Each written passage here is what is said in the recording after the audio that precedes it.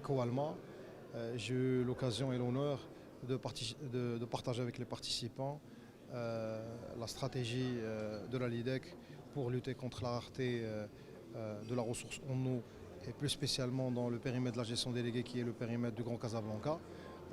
Nous avons travaillé sur un plan d'action précis avec des actions qui sont orientées investissement, des actions qui sont orientées exploitation et il y a d'autres actions aussi de sensibilisation de la population pour la rationalisation de la consommation en eau.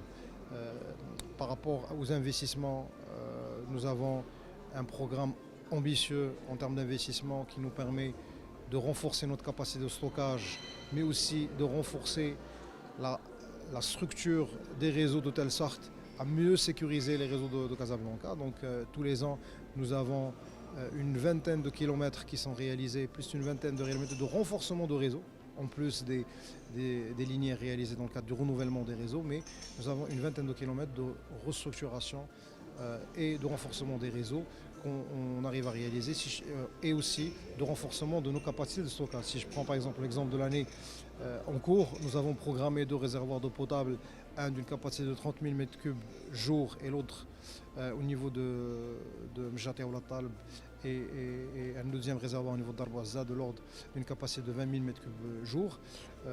Ceci va nous permettre de ramener notre capacité de stockage à 30 heures, ce qui nous donne une agilité dans la gestion et l'exploitation des réseaux d'eau potable et de mieux sécuriser le système d'alimentation contre des ruptures de service qui peuvent être dues à des casses de réseau, mais aussi à de rupture de la ressource elle-même.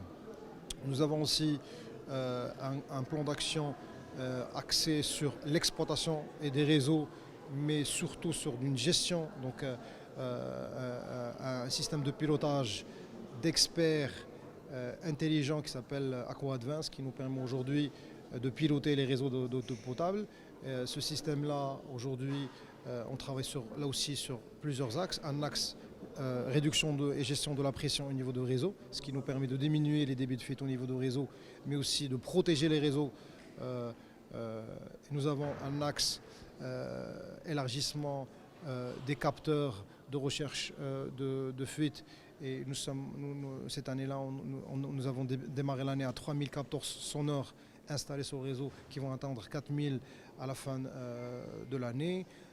Nous travaillons également sur la sectorisation de réseau pour une meilleure maîtrise de la distribution, mais aussi une meilleure maîtrise de la recherche des fuites au niveau de réseau. Nous avons aussi lancé un plan d'action depuis plus de 6 mois de massif de communication, de sensibilisation auprès des citoyens pour les sensibiliser à la rationalisation de la consommation en eau.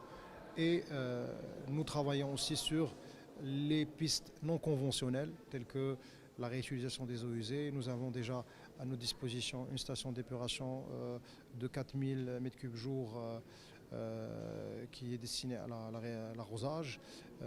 Nous avons livré cette année un projet qu'on a réalisé pour le compte de la ville de Casablanca, une station d'épuration de réutilisation des eaux usées des abattoirs d'une capacité de 1200 m3, une autre station au niveau de Noissar de 2000 m3 jour.